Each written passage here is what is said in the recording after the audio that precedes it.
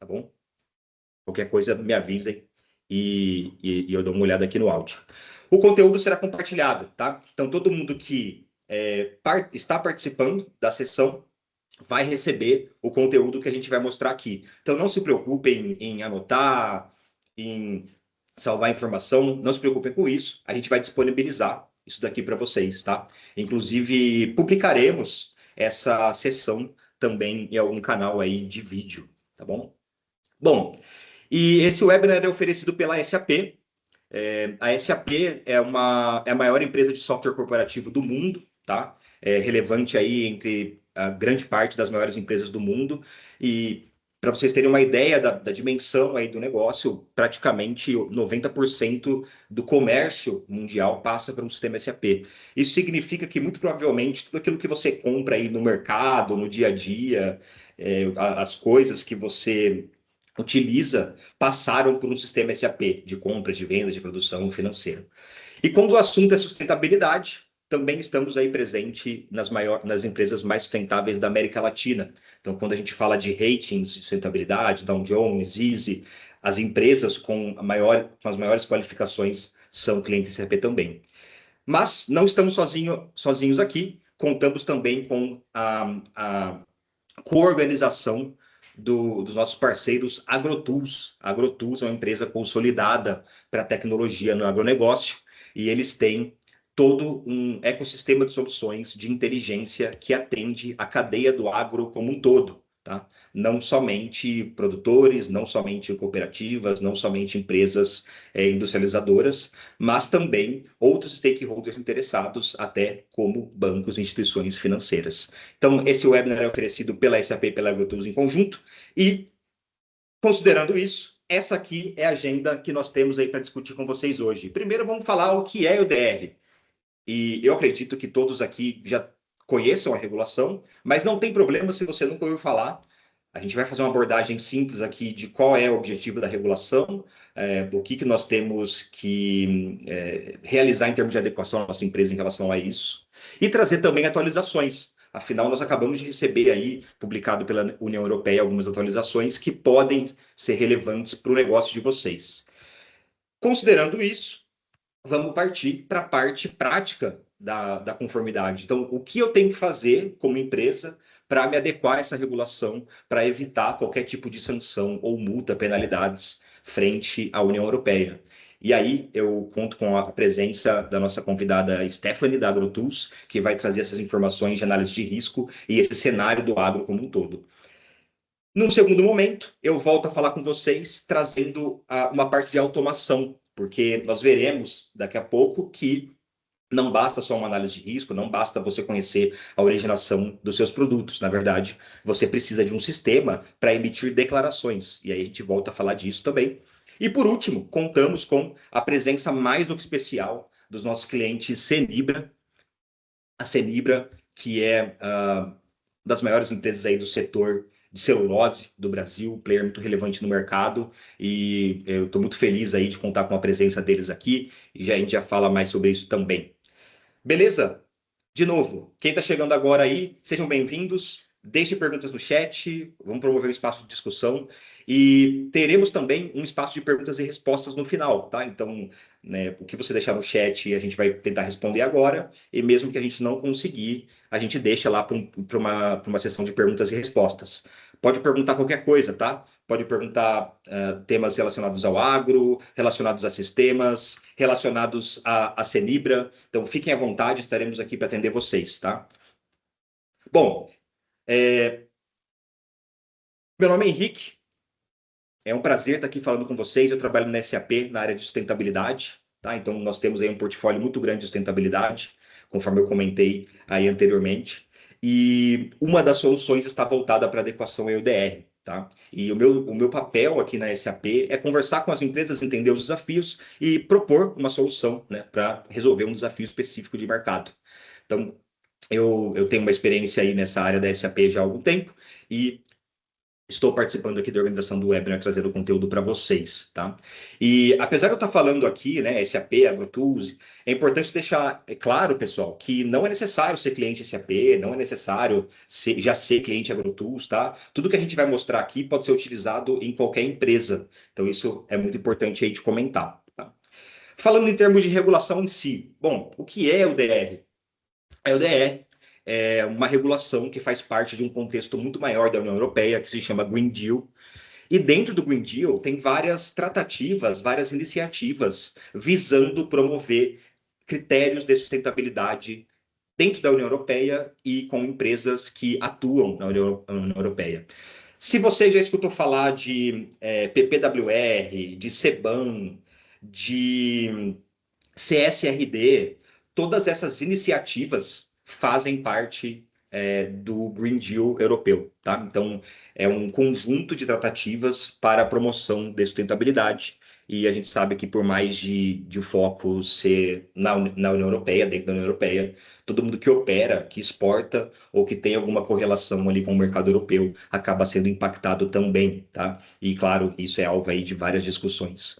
E aí, dentro desse contexto de Green Deal, temos a UDR com o objetivo de redução de desmatamento e descarbonização, tá? Ou seja, é uma regulação que exige a comprovação da origem dos produtos que são importados para a União Europeia, visando redução aí da contribuição de degradação florestal, tá? Então, o bloco econômico que, vamos dizer assim, pioneiro nessa atuação. E por que que esse tema é relevante para a gente? Bom, primeiro porque o Brasil talvez seja um dos países com o maior número de empresas afetadas, não só diretamente, mas indiretamente também. E o que nós temos, segundo os últimos levantamentos aí de base de mercado, é que muitas indústrias ainda não estão adequadas para o que é exigido na regulação. E está tudo bem, por enquanto, porque temos ainda um tempo para se preparar, mas a regulação entra em vigor em dezembro. Então, isso acaba colocando uma pressão regulatória em termos cronológicos, né? Então, a gente tem que buscar aí uma adequação. Alguns setores, claro, tem algum preparo maior, né? Como, por exemplo, o próprio setor aí de atuação da Cenibra, que vai conversar com vocês mais tarde, ele já tinha que cumprir regulações parecidas, mas agora passa também a incorporar aí a EUDR. E dentro dessa regulação, com essa missão de reduzir o índice, né, de produtos importados relacionados a áreas degradadas, ela vai afetar basicamente um mercado muito grande aqui no Brasil, com produtores rurais, cooperativas, traders, indústrias, todo mundo que está envolvido, inserido na cadeia do agro, vai ser afetado por isso daqui, tá? E existe um risco relativamente grande associado a isso. Dentre eles, de longe, eu diria que a multa, que pode chegar a 4% do faturamento da sua empresa na União Europeia, sem contar a quebra de contratos com importadores ou até mesmo sanções ali dentro do bloco econômico. Então, devido a isso, o tema é muito relevante. E quais produtos estão dentro desse escopo, né? Qual é o escopo de atuação? Basicamente, tudo isso aqui que a gente está vendo na direita: óleo de palma, gado, soja, café, cacau, madeira e borracha.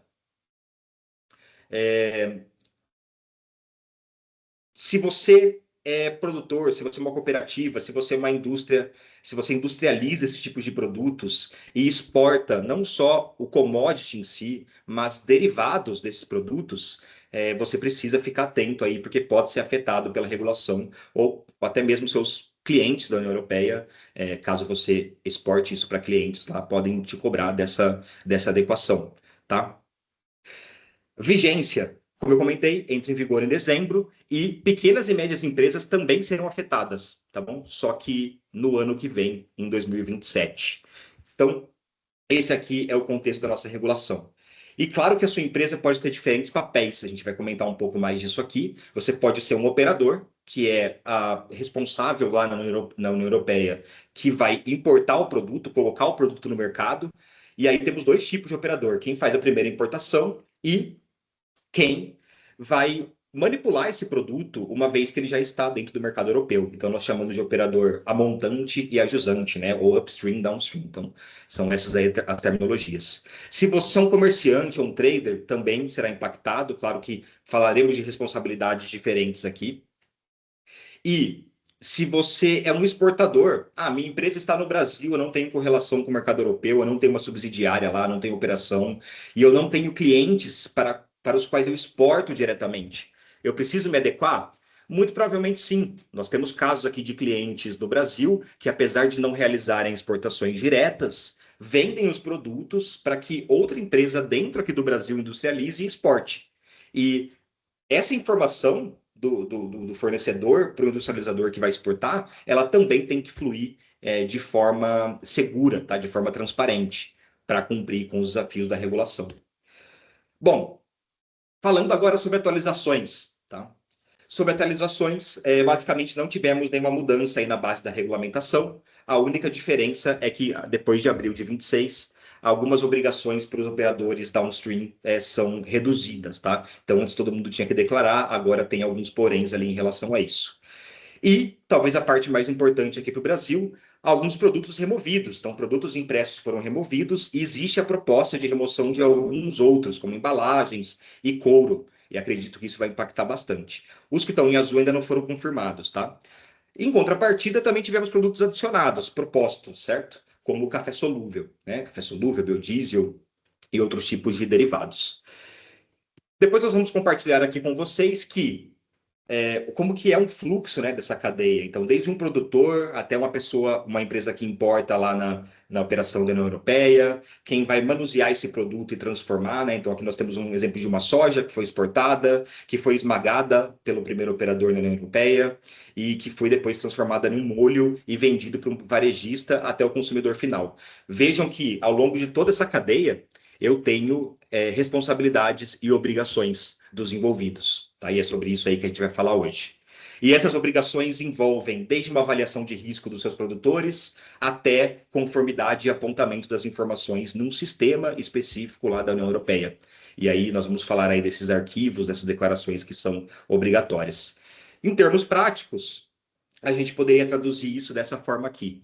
Na esquerda, se eu sou uma empresa que trabalha com originação de soja, por exemplo, que é o exemplo que traremos aqui, eu vou ter que fazer avaliação de risco aí das minhas terras, dos meus produtores. Eu vou ter, se eu compro de cooperativas, eu vou precisar dessa informação das cooperativas também.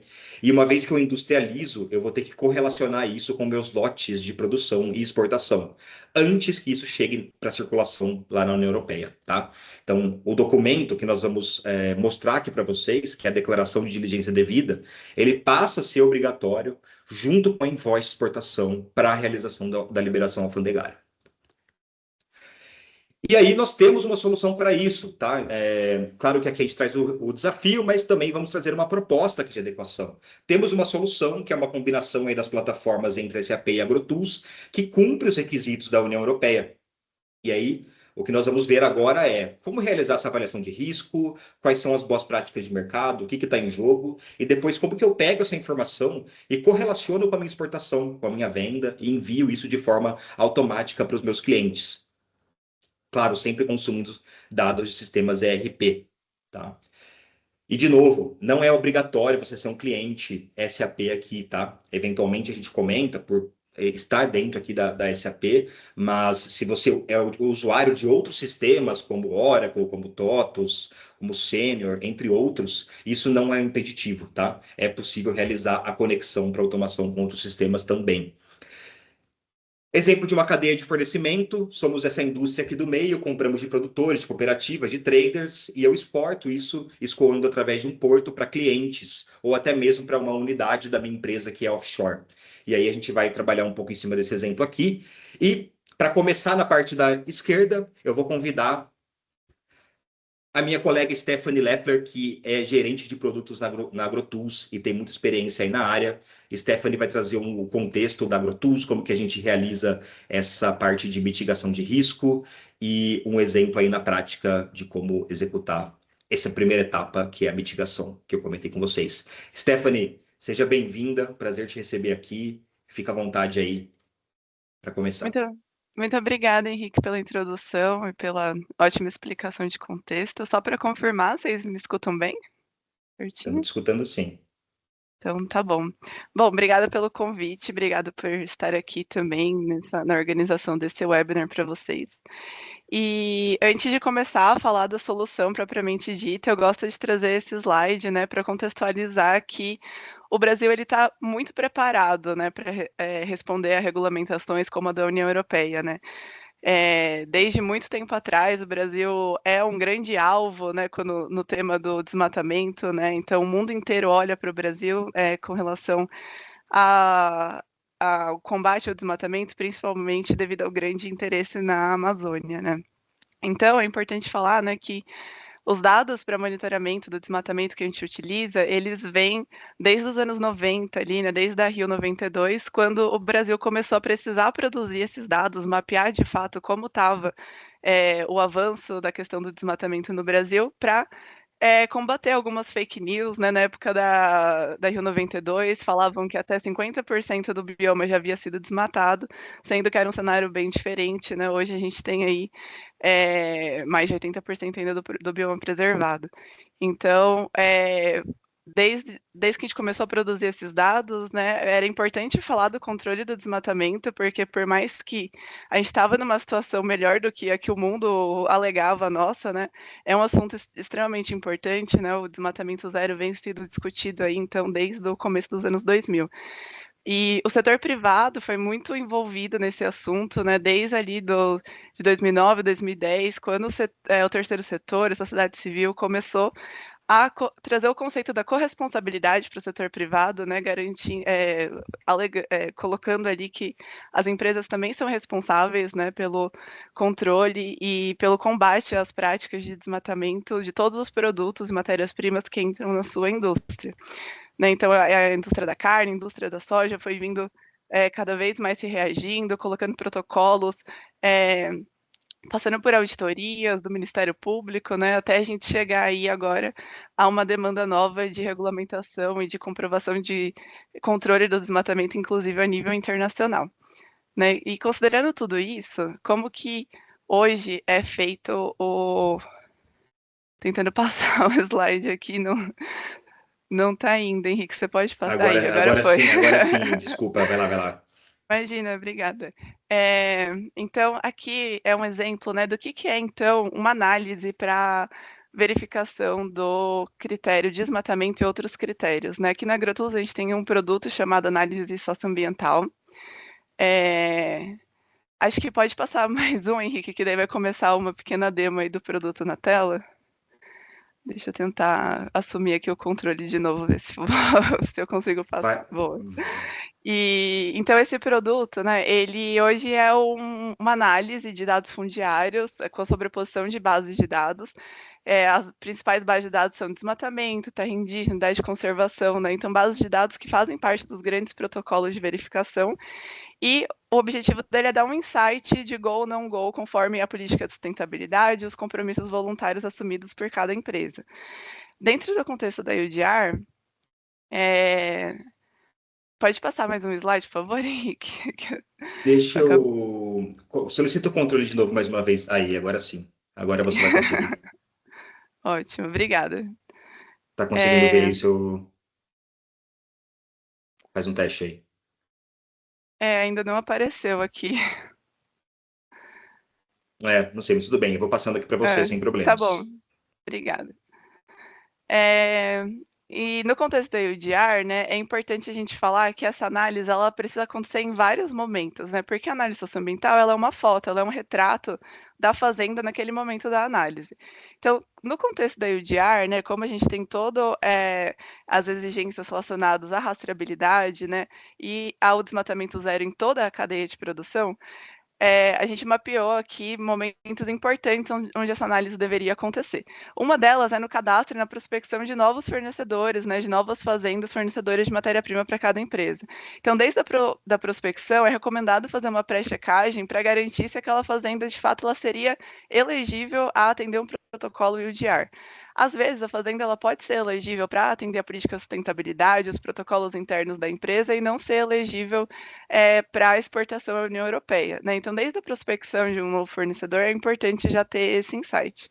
Depois que ele foi cadastrado, de fato, como um fornecedor, é importante que você tenha um monitoramento ativo ali daquela fazenda para garantir que não teve nenhuma alteração de status, né? Então, que eventualmente apareceu alguma nova detecção ali principalmente relacionada ao desmatamento naquela fazenda, e ela não pode mais, né, não está mais elegível à EUDR.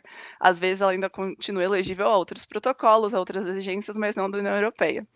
Obviamente, antes de fazer de fato a compra da matéria-prima, né, e no próximo slide a gente vê que também na validação pré-embarque, né? Então, todos esses pontos de controle são importantes para garantir que não vai ter nenhuma surpresa, nenhuma atualização ali de detecção na fazenda antes de fato do envio daquele produto, né? Ou daquela matéria-prima para a União Europeia.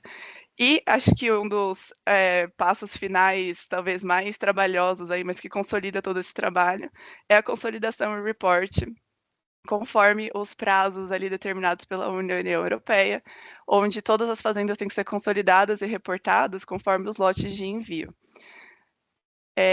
Aqui eu quis trazer um ponto importante, quando a gente fala, uma fazenda pode ser elegível para outros protocolos, porém não necessariamente elegível à exportação à União Europeia, é devido a critérios de análises diferentes dos que geralmente a gente usa em protocolos aqui, que a União Europeia vai utilizar como uma primeira porta ali de verificação.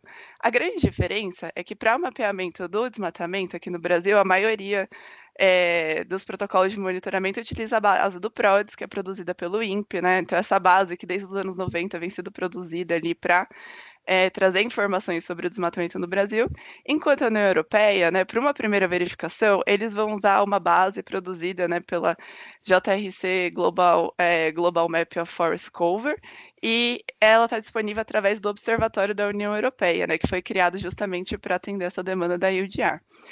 Aqui a gente tem definições diferentes de conceitos que podem fazer com que a auditoria da União Europeia encontre questões que, se a gente usar somente as bases nacionais, a gente não consiga mapear exatamente. Então, alguns exemplos são a definição de floresta utilizada por eles, eles seguem a definição da FAO, que é diferente da definição de floresta que o PRODES utiliza, né? Então, aqui a gente está falando somente de floresta primária, enquanto a União Europeia também vai olhar para áreas de floresta secundária e com uma definição diferente, né, do que o PRODES utiliza. Quando a gente fala de conceito de desmatamento, também há uma pequena diferença, né? O PRODES, para o dado da Amazônia, ele utilizou corte raso por muito tempo, já vem incluindo detecções também de degradação florestal, num conceito de que acima de 70% de solo exposto também começa a ser identificado polígonos do PRODES, porém somente no bioma amazônico. Em outros biomas, continua o conceito de corte raso, que é a limpeza praticamente total ali daquela área, né? Enquanto o conceito de degradação florestal, que é o que está sendo utilizado pela União Europeia, não necessariamente a área precisa estar ali com o solo exposto, né? Então, perdas de características florestais já podem ser detectadas como um possível desmatamento por essa base de auditoria. E o que isso muda, né? Eu trouxe alguns exemplos aqui para mostrar que do lado esquerdo, né, a gente vê esse vermelhinho, é um polígono do PRODES identificado antes do ano de 2020, que é a data de corte. E essa base mais esbranquiçada é a detecção de floresta, conforme essa base que vai ser utilizada pela União Europeia nas auditorias. Esse polígono em vermelho, ele é uma floresta que está sendo regenerada, que está crescendo, e o PRODES, como ele já detectou ela como desmatamento no passado, ele vai criar uma máscara. Então, ele não vai mais olhar para essa área, né? Então, caso essa floresta que está sendo plantada seja cortada nos próximos anos, a nossa base do PRODES, de acordo com a metodologia, não vai mais analisar esse polígono, então não vai detectar como um desmatamento. Enquanto como o ano base ali da base de vegetação da União Europeia identificou essa área como floresta, caso ela venha a ser desmatada, eles vão sim identificar isso como um desmatamento, né? Então é importante esse cruzamento de bases no momento da verificação para UDR, para garantir que, se você tem uma área produtiva que coincide com a base de florestas, né, que a União Europeia vai utilizar para auditoria, é importante fazer outras análises para garantir que, de fato, aquela área não é um desmatamento, que é uma identificação equivocada ali de florestas, como, por exemplo, na imagem direita. Aqui a gente tem uma área de café em Minas Gerais, onde a maior parte da cultura ali do café foi identificado como floresta nessa base, né, conforme esse ano de 2020. Né? Então, nesse caso, é muito importante demonstrar que isso não é um desmatamento, né? E sim é uma área consolidada anterior a 2020, onde tem uma produção de uma cultura. Né? E como as empresas podem se proteger para fazer isso? Através de análises especialistas que podem ser feitas de forma automatizada ou manual, né, que aqui na Agrotus a gente chama de análise avançada, que é quando de fato a gente vai olhar para uma imagem de maior resolução, com técnicas de geoprocessamento, vai olhar para essa área e identificar se o que aconteceu ali naquela área foi um desmatamento ou não. Né, em grandes casos que não será um desmatamento, você pode anexar esse documento, né, no seu combo ali de auditoria e enviar junto como documentação para análise da União Europeia. Né? A gente já participou de alguns eventos, né, que tinham representantes da União Europeia explicando sobre a UDR, e documentos desse tipo vão ser aceitos para complemento dessas análises que são feitas de forma automática. Né? Então, aqui trouxe essa informação só para mostrar como a gente se antecipa, né, e deixa a nossa análise mais robusta para evitar problemas logísticos, né, que a gente sabe que pode ter custos muito elevados ali, caso eventualmente, por falta de uma documentação, o produto não seja aceito ali quando chega na União Europeia, por causa de ter um risco ali de desmatamento. Né? E, por fim, mostrar a solução da AgroTools para atendimento da UDR, principalmente para aquela última etapa, que é a parte de consolidação e report. Né? Então, a gente tem aqui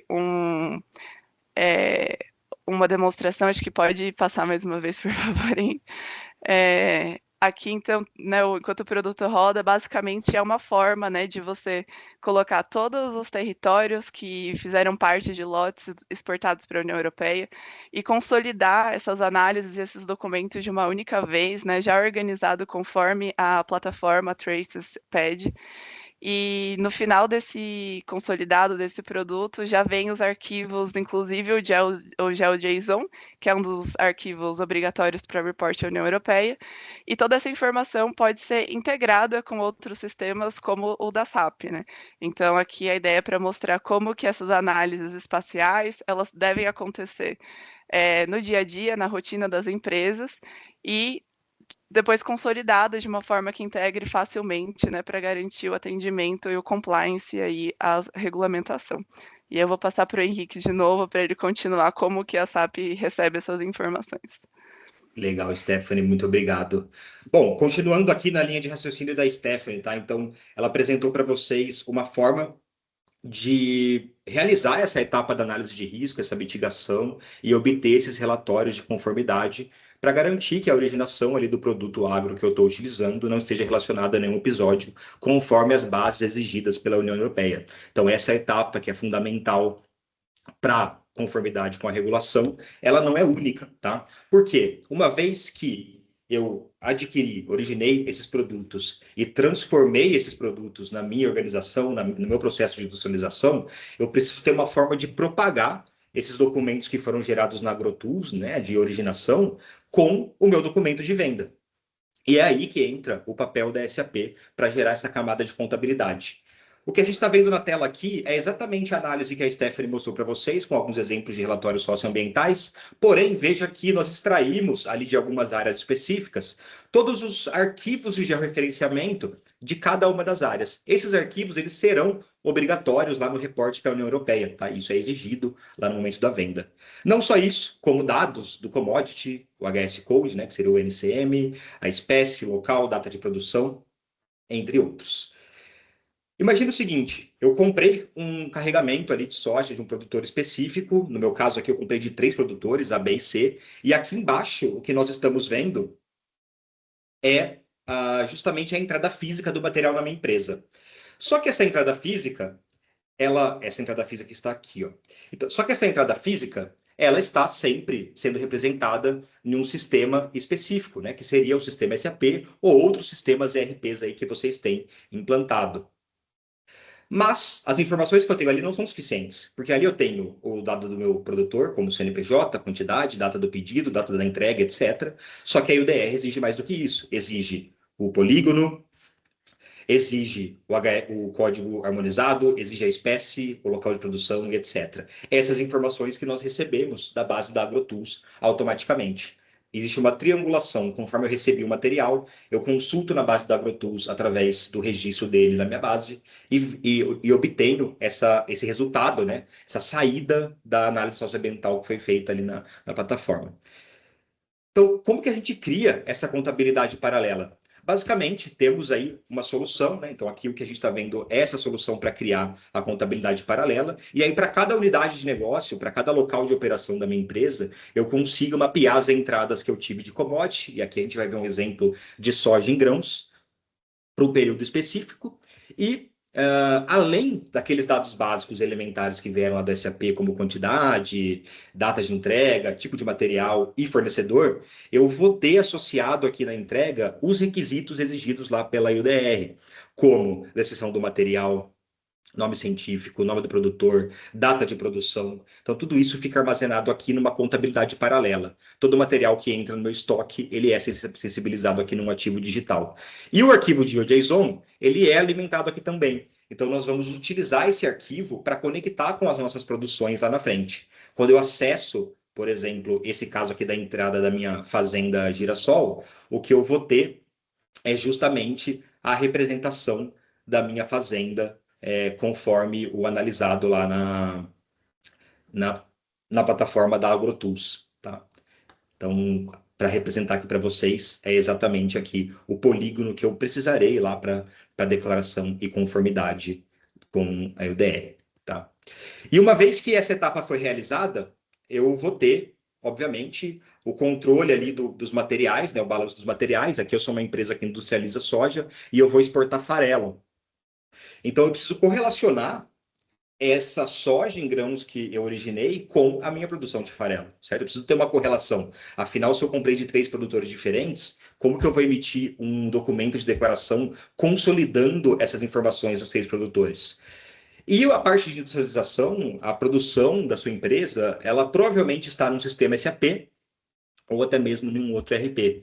E é a partir dessa informação que nós conseguimos correlacionar o que foi consumido e o que foi apontado no estoque com o produto acabado, que no meu caso aqui é farelo, tá? Mas claro que essa industrialização, a gente sabe que tem várias etapas, aqui eu estou trazendo um cenário simplificado para vocês, tá? Então, todas as conversões de material, essas ordens de processamento, que estão lá no meu SAP, no outro sistema ERP, elas são gerenciadas aqui, tá? E eu vou fazer isso de forma manual só para mostrar para vocês como é que funciona. Eu tenho aqui uma receita de conversão de material, né? No caso de soja em grãos para óleo e farelo. Mas isso seria feito de forma automática. Nós conectamos com o sistema principal para gerar essas conversões aqui de forma automática, tá, pessoal? Então, eu vou inserir uma quantidade específica para produção aqui do cenário que eu estou trabalhando, e ele já vai me apontar qual é a quantidade de farelo e de óleo de soja que vão ser originados. O que vai acontecer aqui no sistema? Aqueles arquivos de geolocalização que estão mapeados nas entradas, nas compras dos commodities, eles vão ser mapeados para esse lote de material produzido. Então, se eu tinha 3 arquivos de localização, 3 dados de produtores independentes, agora o meu lote de farelo produzido, ele passa a agregar todas essas informações. Então, para cada token, aqui a gente usa o conceito de tokens, tá? Então, cada lote de farelo, aqui no meu caso, que eu produzi 9 toneladas, eu tenho a cada 3 toneladas uma propriedade diferente, conforme os produtores, conforme a originação, e respectivamente também os polígonos de entrada, tá? E uma vez que eu tenho esse material apontado ali no meu estoque, ele reflete nessa camada aqui de contabilização para UDR, só que isso também não é só o suficiente, porque no momento de exportação, eu preciso emitir uma declaração de conformidade e propagar esses arquivos de georreferenciamento. E aqui tem um detalhe, tá? Dependendo da sua empresa, dependendo de como você opera, às vezes você só vai ter que propagar esse GeoJSON, que é esse arquivo de georreferenciamento, que nós temos ele agregado aqui no meu lote de farelo que foi produzido. Então agora eu tenho a combinação de todos. Ou, se você for operador também na Europa, se você tiver uma subsidiária que recebe esse material, muito provavelmente, ou você vai ter que submeter essa declaração antes da sua liberação alfandegária, ou no caso de você atuar como representante autorizado, como mandatário de seus clientes na União Europeia, você também vai ter que apontar esse documento em nome dos seus clientes. Isso também é permitido ali pela regulação, tá, pessoal? E aí, como etapa final, que é o que a gente está vendo aqui na parte de venda, imagina, todas as minhas ordens de venda para cada cliente específico que está na União Europeia, ou para minha própria empresa, se for uma transferência interna, ela estará registrada no meu sistema central da empresa, que é o ERP, né? Muitas vezes aí, acredito que muitos de vocês usam o SAP, que nem eu comentei. De novo, compras, industrialização e vendas. Nós utilizamos dessa base sólida do ERP e principalmente do SAP, que é uma solução aí conhecida de mercado e que todo mundo confia para essa contabilidade, para criar essa camada adicional, tá?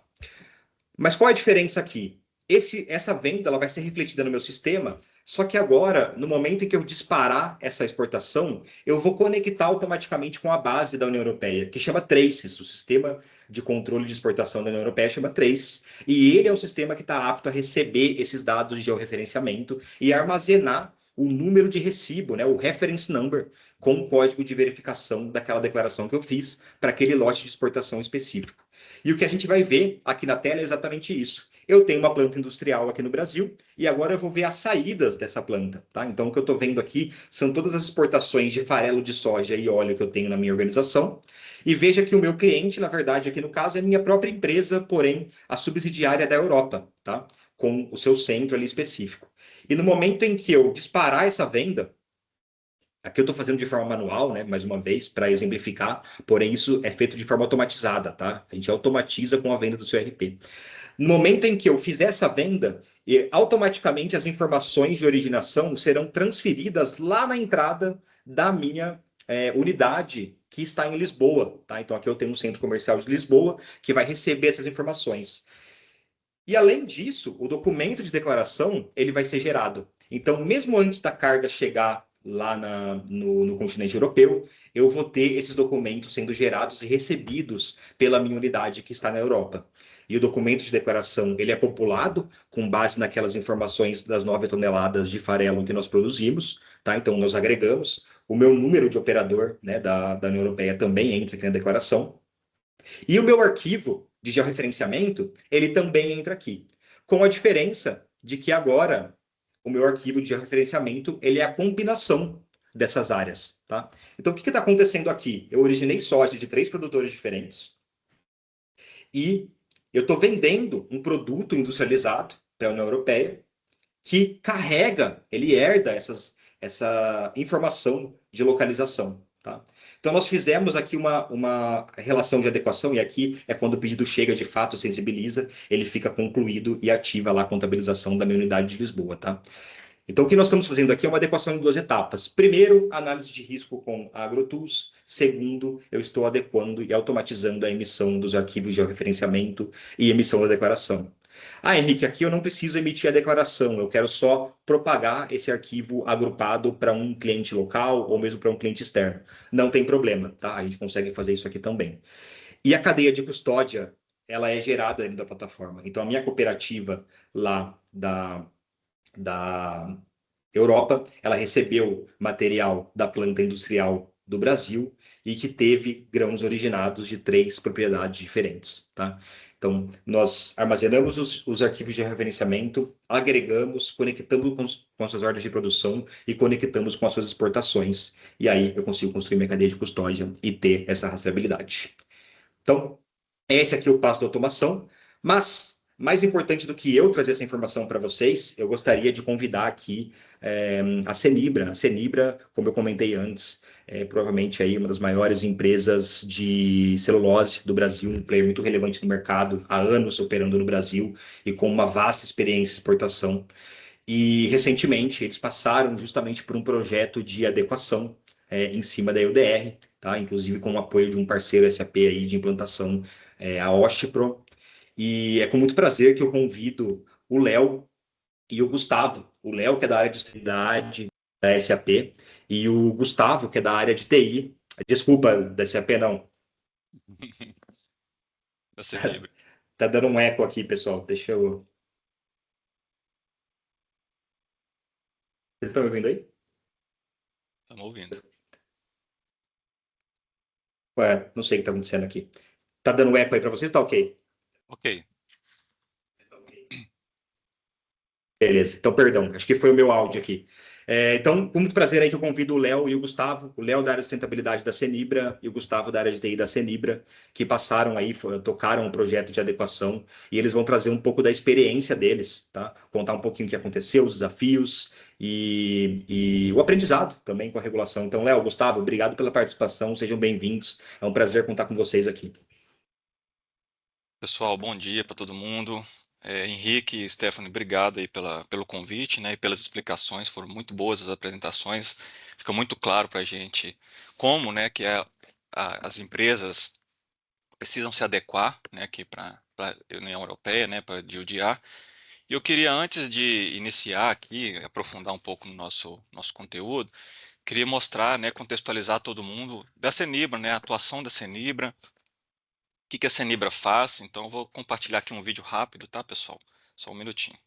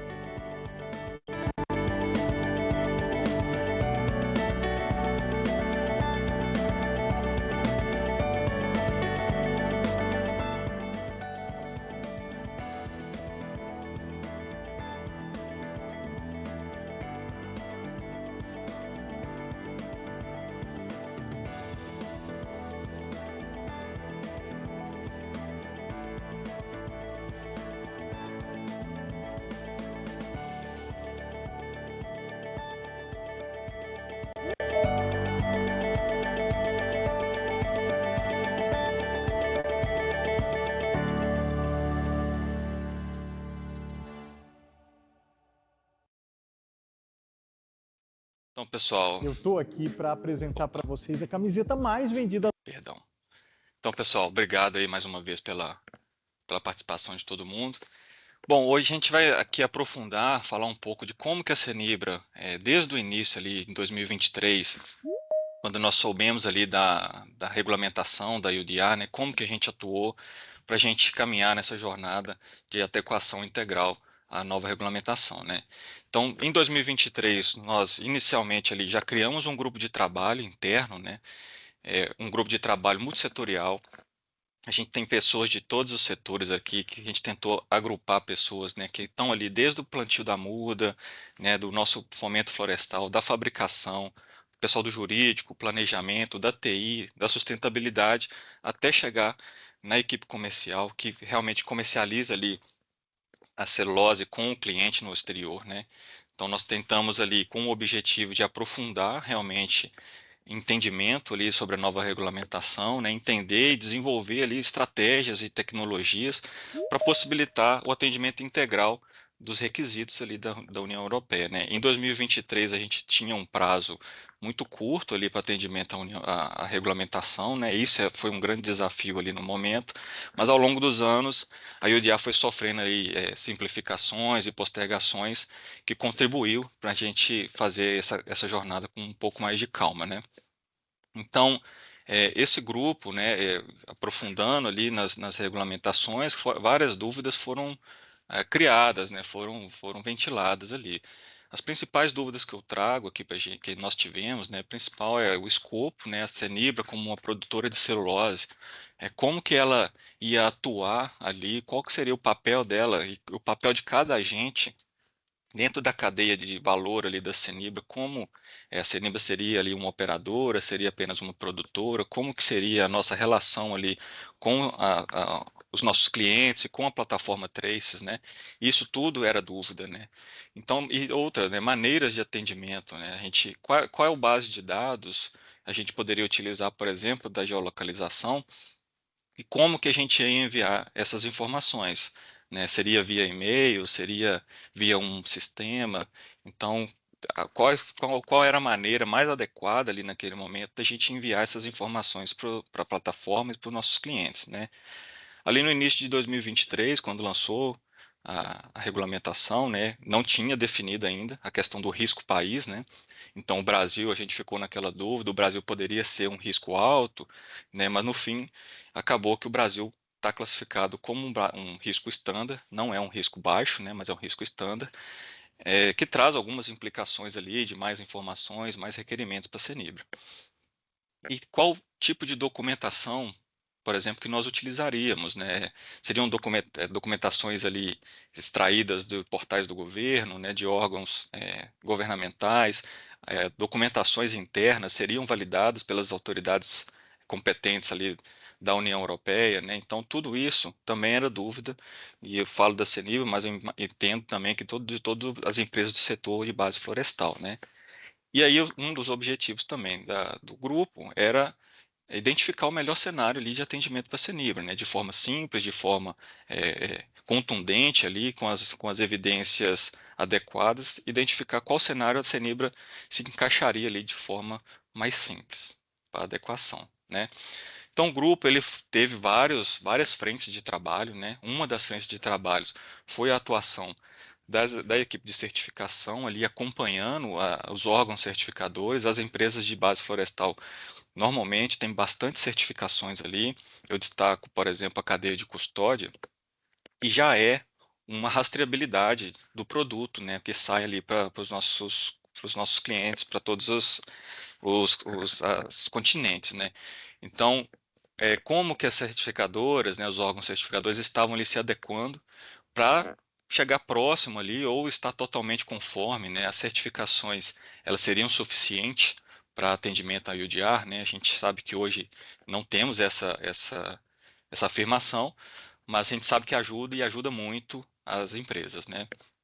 E ao longo que nós fomos caminhando, entendendo e definindo algumas coisas, nós fomos fazendo simulados, né, que é realmente o conceito ali da melhoria contínua, para a gente tentar identificar gaps, né, e melhorar o nosso tempo de resposta para um possível cliente que está ali solicitando informação, né?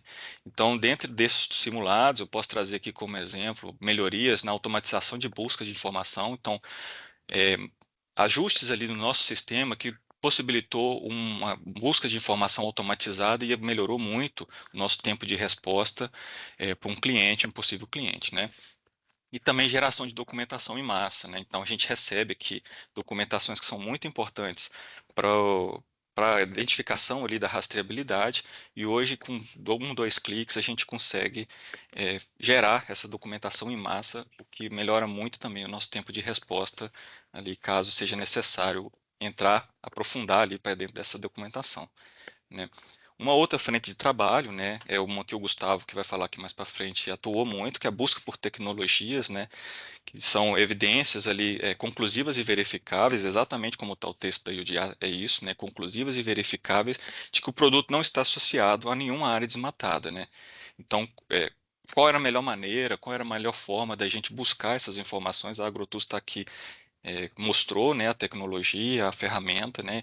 Então, como que a gente buscaria e como que a gente enviaria toda essa informação para o cliente, para a plataforma, né?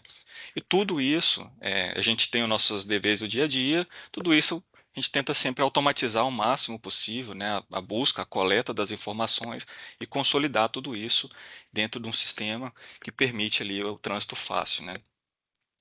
Em relação aos impactos ali para o setor florestal, né, para a CENIBRA, um impacto direto, né, o impacto comercial e, consequentemente, um possível impacto financeiro. E a gente identifica ali um comércio direto, né, uma venda direta, o Henrique já falou sobre isso ali, diretamente para a Europa, seria um impacto, né, direto, mas nós temos que considerar também os impactos indiretos, né, o mercado triangular, onde a gente vende para outro continente e a possibilidade desse cliente vender, né, o produto melhorado ali, trabalhado para a União Europeia. E, de qualquer forma, a gente teria que demonstrar conformidade com a UDA. Então, mostrar documentação que comprova que não está associado ao desmatamento. O risco reputacional, né, o risco de não atender uma regulamentação que trata sobre o desmatamento, ela é um risco, um impacto que a gente não consegue mensurar em valores aqui, mas é um impacto muito grande, né? Nós estamos tratando de uma regulamentação que trata do desmatamento, né? Então, daria também um impacto reputacional muito forte. Em relação aos desafios aí da jornada de adequação da UDA, destaquei alguns aqui, né? Então, inicialmente foi o entendimento pleno da regulamentação. Lá em 2023, a gente buscou, né, a regulamentação, conversamos muito com outras empresas, com o setor de forma geral, como que essas informações, qual seria o papel da CENIBRA, e nós nos importamos muito também com a segurança da informação, como que seriam tratados esses dados lá pelo Traces, né? A gente está passando muita informação relevante ali para a União Europeia, né? A própria produção da celulose, né, ela já vem assim integrada a ela uma complexidade maior pelo processo de cavaqueamento. Nós vimos ali no vídeo, né, um processo de cavaqueamento que é a transformação da madeira em pequenos pedaços de madeira, que é o cavaco. Então, a madeira chega totalmente compliance, né, com a UDA, mas em um certo momento ela é cavaqueada e colocada todas juntas em duas pilhas de cavaco. Então, isso é um pouco mais complexo para buscar a rastreabilidade da madeira nesse sentido. A sobreposição de processos, né, a CENIBRA é certificada na cadeia de custódia, então a gente já tinha uma rastreabilidade adequada para o produto, mas como que uma adequação da União Europeia, da UDA, poderia impactar? A gente, adequando a UDA, a gente sairia um pouco da adequação da cadeia de custódia, então esses processos, eles têm que estar muito bem integrados, muito bem conversados, para a gente estar atendendo compliance com todas as certificações e regulamentações.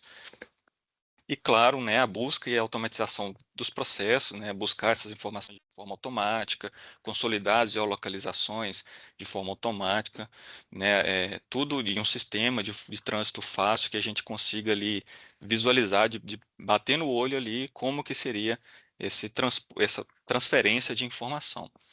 E o nosso lema, né, aqui durante toda essa jornada é simplificar para atender, atender de forma integral, né, todos os requisitos da UDA, mas a gente atender de forma simples, até também para simplificar o atendimento, o entendimento para o nosso cliente de como que são feitas as tratativas aqui, tá?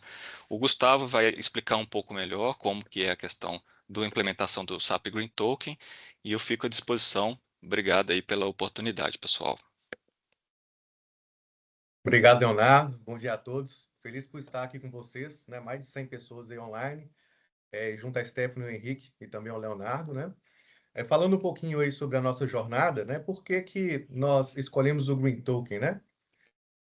Durante 2024, nós percebemos que o mercado ele começou a se movimentar com esse tema, né? E aí nós vimos muitos parceiros em potencial para esse atendimento. Porém, no dia 2 de maio de 24, nós tivemos a oportunidade de participar de um webinar da SAP, né, onde a SAP estava demonstrando, né, qual era seu entendimento com relação à regulamentação, qual que era o escopo e os prazos para atendimento, e nós percebemos nesse momento que todas as informações que estavam sendo apresentadas estavam muito bem alinhadas com o que a gente já estava debatendo no nosso grupo de trabalho, né? E ficamos ainda um pouco mais confiantes com a solução a partir do momento que a gente conseguiu entender as funcionalidades, que também estavam alinhadas com as expectativas da CENIBRA, tá?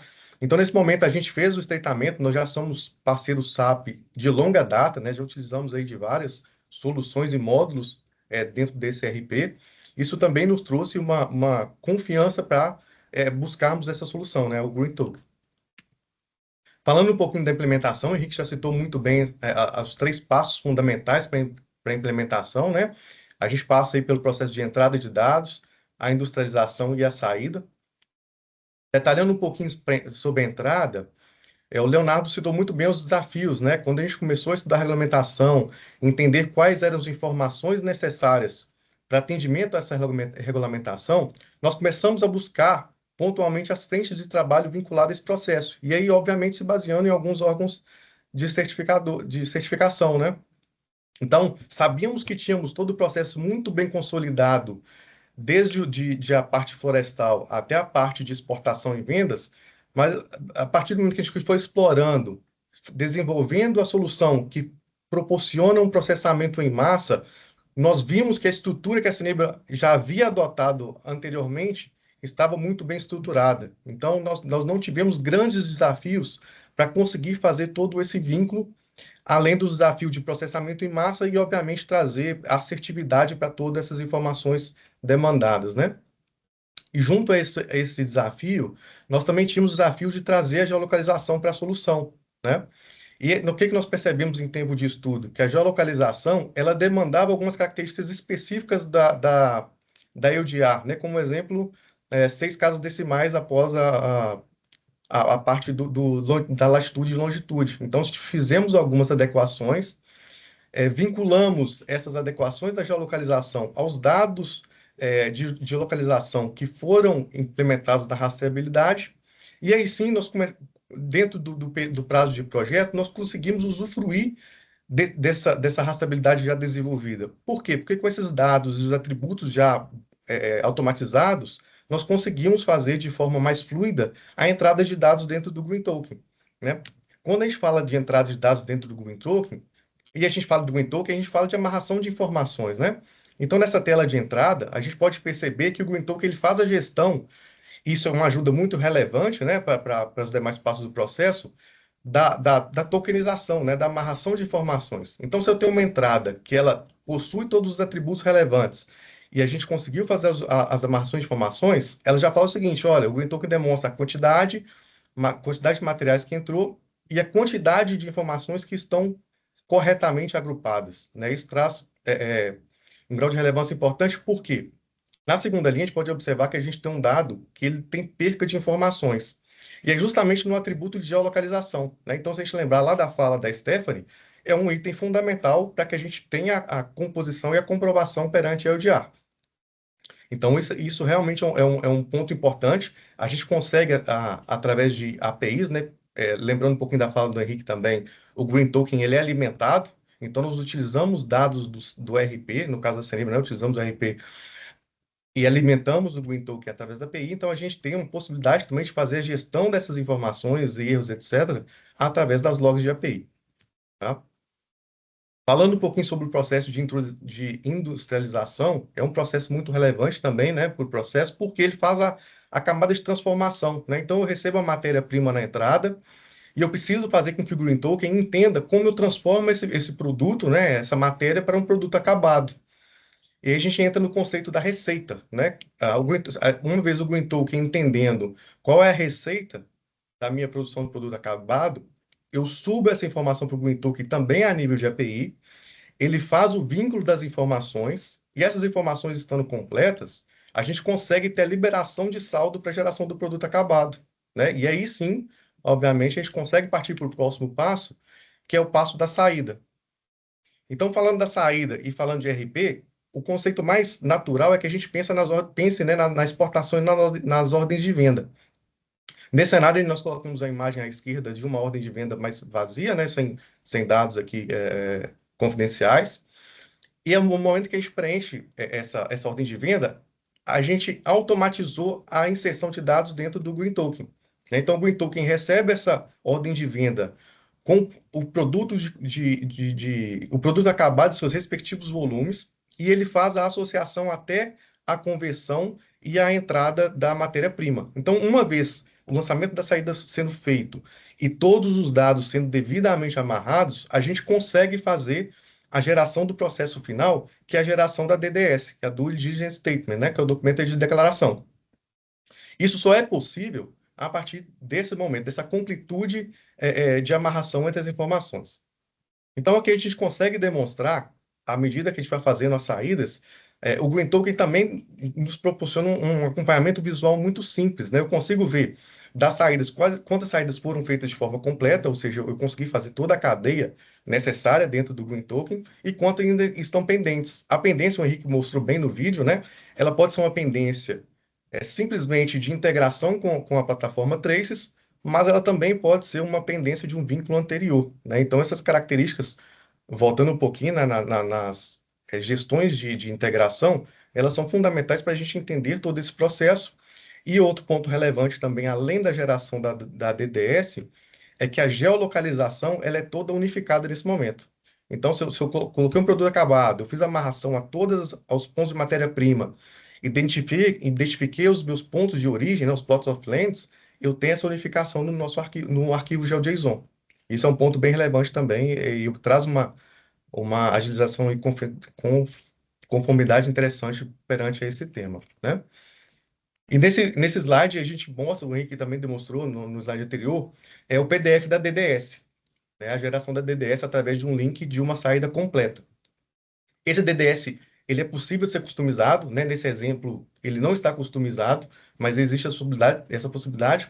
E não só o PDF, né? Todo esse fluxo a gente mostrou de forma macro, mas obviamente a gente fez estudo no momento de implementação de qual seria o fluxo mais adequado para o processo da Cenibra, tá? Então também é um ponto interessante, foi importante para a gente essa tomada de decisão, porque nós estudamos várias possibilidades e entendemos que o caminho no nosso caso, o caminho mais curto era o caminho mais assertivo, tá?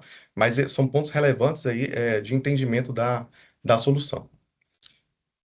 Falando um pouquinho sobre o projeto, né, de implementação, nós conhecemos o GreenToken em 2024, como eu citei, mas nós começamos a implementação em 2025, né? Então, em janeiro, nós começamos aí a etapa de contratação do projeto, e entre setembro e novembro, nós fizemos o processo de implementação.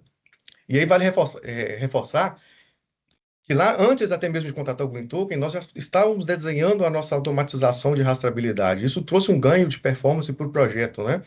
Se a gente estivesse pensando em começar o projeto hoje, sem toda essa preparação, eu imagino que nós teríamos um desafio imenso para atender a regulamentação com a data atual aí de vigência, né? A expectativa de vigência. Então, nesse momento, agradeço aí a oportunidade, agradeço a atenção de todos, devolvo a palavra para o Henrique. Obrigado, pessoal. Valeu, Gustavo. Obrigado, Léo. Muito bom aí escutar de vocês a experiência, né, de quem já passou por uma adequação. E eu até esqueci de mencionar uma coisa aqui, pessoal. Eu falei da Cenibra, né, apresentei o Léo e o Gustavo, a empresa, e eu esqueci de comentar que eles foram pioneiros, tá, na utilização aí desse sistema. Foram o primeiro projeto realizado aqui no Brasil e que já deram aí go live, né, já estão aí utilizando. Claro que ainda estamos aguardando as definições da regulação, né, que entra em vigência em dezembro. Tivemos esses adiamentos aí, infelizmente, ou felizmente, né, dependendo do caso, dependendo do ponto de vista, mas eles foram pioneiros, tá, nessa adoção. E temos alguns minutinhos para perguntas, pessoal. Se não der tempo de responder tudo aqui, fiquem tranquilos, tá? Nós vamos entrar em contato com vocês e respondemos pontualmente. Mas ainda temos 10 minutos e eu vou aproveitar, eu estava respondendo uma pergunta aqui da Heloísa, tá? Que ela deixou no chat, e ela perguntou se a plataforma consegue fazer a vinculação do caminho que a soja faz, da fazenda até o porto, a exportação ao cliente. Sim, aquele processo que eu mostrei para você das entradas do material, das ordens de industrialização e das vendas, ele está sempre mapeado em um local, tá? Em um local. Em um armazém, em uma planta industrial, em um recinto alfandegado no porto, em um cliente. Então, a gente consegue visualizar por onde que cada material está em cada momento na operação. E aí nós utilizamos como base para disparar essas movimentações a própria movimentação de mercadorias e produtos do seu sistema base ERP, tá? O sistema ERP, pessoal, traduzindo da sigla, aquele sistema que você usa para a gestão da empresa como um todo, compras, vendas, produção, etc. Muitas vezes, né, muitas empresas usam SAP, conforme eu comentei, mas também tem outros, que foi inclusive outra pergunta aí do chat, se pode utilizar com outros sistemas. E sim, não tem nenhum problema, não tem nenhum pré-requisito para ser SAP.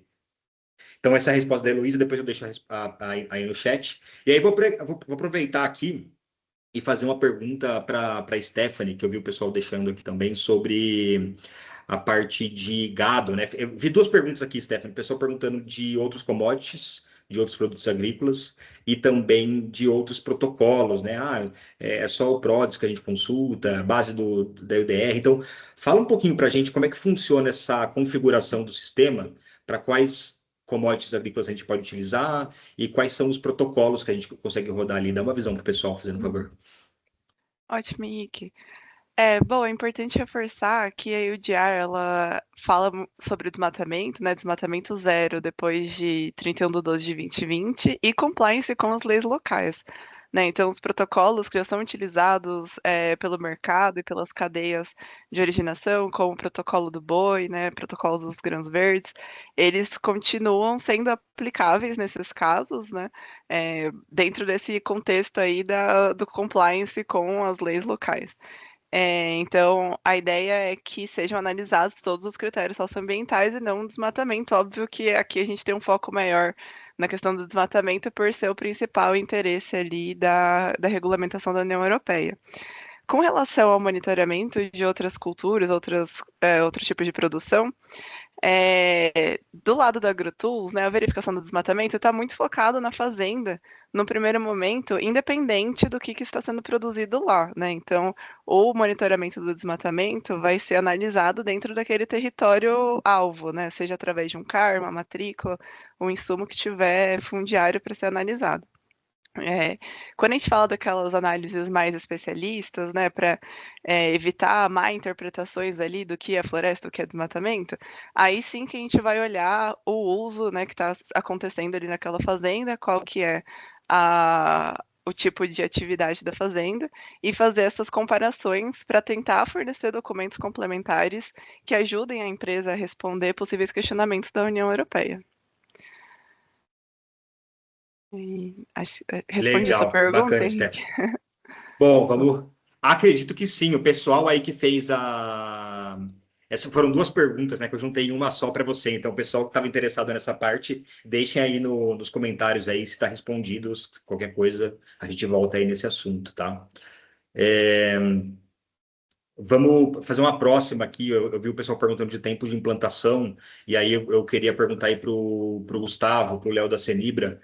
Pessoal, dá um pouco. Eu sei que vocês trouxeram aquela tela lá, mas fala um pouquinho mais aí do horizonte de implantação, desafios encontrados, boas práticas aí que vocês poderiam recomendar para quem vai enfrentar essa adequação, essa jornada de conformidade. Você está multado, Gustavo. Desculpa, pessoal. Na nossa oportunidade, nós gastamos aí, desde o período de contratação, entre 8 e 9 meses para implementação. Mas acho que o ponto mais relevante para esse prazo foi o desenvolvimento da rastreabilidade, né, do processo automático da rastreabilidade. Isso foi fundamental para a gente ter esse prazo. E o maior desafio que eu percebo, né, olhando para trás durante o projeto, é justamente entender e visitar toda a cadeia do processo necessária para atendimento ao DIA e ver se as informações elas conversam entre si, né? A gente consegue fazer vínculos. E aí, falando um pouco tecnicamente, né, se as funções, se os dados eles conseguem conversar para que a gente crie um link de processamento automático. E o processamento automático, nesses casos, também é um desafio, porque a gente ter alta performance com a volumetria muito alta de informação é um desafio muito considerável. E posterior e último desafio é colocar toda essa cadeia, essa massa de informações dentro de uma API bem estruturada para a interpretação correta do Green Token. Né? E aí, lembrando um ponto que eu também citei, que é a característica específica da geolocalização. A geolocalização ela também é transmitida via API. Né? Então, todos esses pontos eles precisam ser muito bem considerados e estruturados, porque sem eles dificilmente a gente tem sucesso na implementação. Só acrescentando aí a fala do Gustavo, né? Realmente, quando foi lançada a regulamentação, o grande desafio era um prazo muito curto, né, naquela época, e uma corrida ali para a gente adequar, né? Mas toda essa adequação, todas essas informações, ela chega para um cliente que às vezes ela não conhece muito bem como que é produzido ali aquele produto. Então, a confiabilidade das informações que nós estamos passando para o nosso cliente e para as autoridades competentes da União Europeia, ela também é muito importante. Então, nós temos que traçar um caminho, desenhar ali uma estratégia que seja fácil entendimento para eles, né? E de fácil demonstração em possíveis auditoria também. Então, a confiabilidade das informações também é muito importante, tá? Perfeito. Boa. Valeu. Obrigado. Quer adicionar alguma coisa, Gustavo? Não, perfeita a fala do Léo. Beleza, obrigado, ótimo, obrigado por trazer a experiência. Teve algumas perguntas aí em relação a isso, por isso que eu trouxe para vocês. E aproveitando aqui, eu vi o Fernando fazendo a pergunta sobre a obrigação dos operadores, tá? Fernando, o Fernando fez a seguinte pergunta: as empresas que não são operadores, né? Ou seja, operadores que eu comentei são as empresas que estão importando, trazendo material para dentro da União Europeia. Tá? Então, são esses os. O primeiro operador é aquele que tem a responsabilidade legal, conforme a regulamentação, de declarar os dados de origem do produto. Tá? Então, considerando isso, o Fernando fez a seguinte pergunta: as empresas que não são operadores têm a obrigação de disponibilizar as informações no EU Trace, ou seja, no sistema da União Europeia, ou comercialmente podem ser acordados, pode ser acordado como disponibilizar essas informações para os clientes? Então, eu vou dividir essa resposta em duas etapas, Fernando. Depende da sua operação, tá? Vai depender de como as coisas estão estruturadas aí na sua empresa. Mas se você não atua como operador, o que seria não atuar como operador? No caso da sua empresa não ter uma subsidiária lá fora, ou às vezes você tem um recinto ali num porto, que é considerado ainda um local internacional, e a obrigação de liberação alfandegária não fica do seu lado, tá? Então, nesse caso, você não é oficialmente um importador, você apenas transporta a mercadoria para a Europa, vende para o seu cliente lá no mercado europeu. Nesse caso, você não é obrigado a declarar oficialmente no sistema da União Europeia. Não há esse vínculo, essa obrigação para o exportador, que é a empresa, o seu caso aí. Mas é claro que o seu cliente ele vai precisar dessas informações. Quando você fez a análise ambiental, quando você industrializou o seu produto, tudo aquilo movimentou, agrupou informações de origem da soja, por exemplo, que é o exemplo que eu trouxe aqui, e você precisa propagar isso para o seu cliente, né? Você precisa enviar essas informações para eles.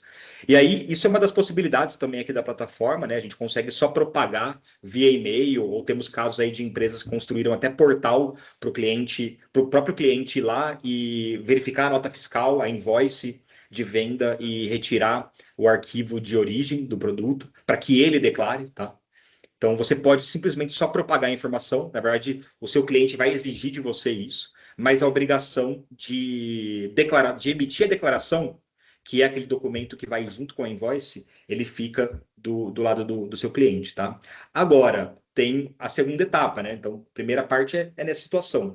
Numa segunda situação, tem muitos casos aí de empresas que exportam e tem subsidiárias offshore, tem subsidiárias lá na Europa. Isso é muito comum aqui no Brasil e no mundo, né? Então, eu exporto para minha própria empresa e faço a nacionalização da carga no país lá de destino.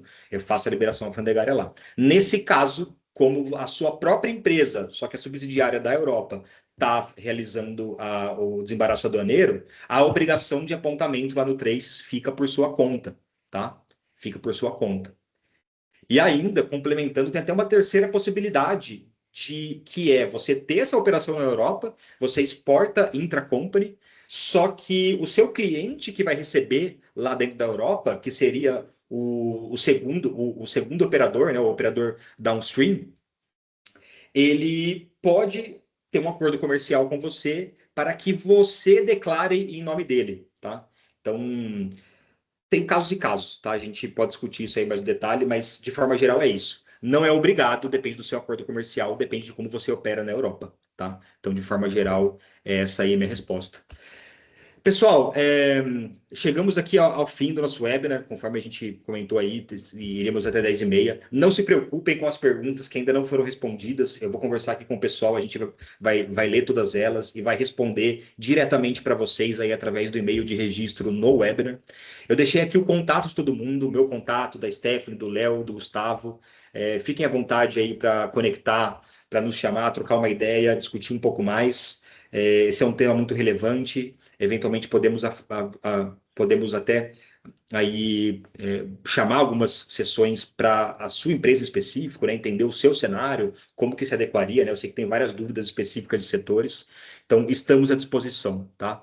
Eu queria deixar meu agradecimento oficial a todo mundo que participou. Tivemos aí no 120, 130 participantes, o que é uma audiência bem legal, mostra que o tema é relevante e que vai desafiar o mercado, tá? E o Brasil vai ser um dos países aí mais afetados. Então, contem conosco. Eu desejo aí um ótimo resto de semana para vocês e deixo meus agradecimentos aqui oficiais também à Cenibra, à AgroTools, Obrigado, gente. Foi muito legal compartilhar esse espaço com vocês. E espero que tenhamos mais sessões como essa, mais lives como essa aqui, que foi muito bacana. Valeu, muito obrigado. Obrigado, pessoal. Boa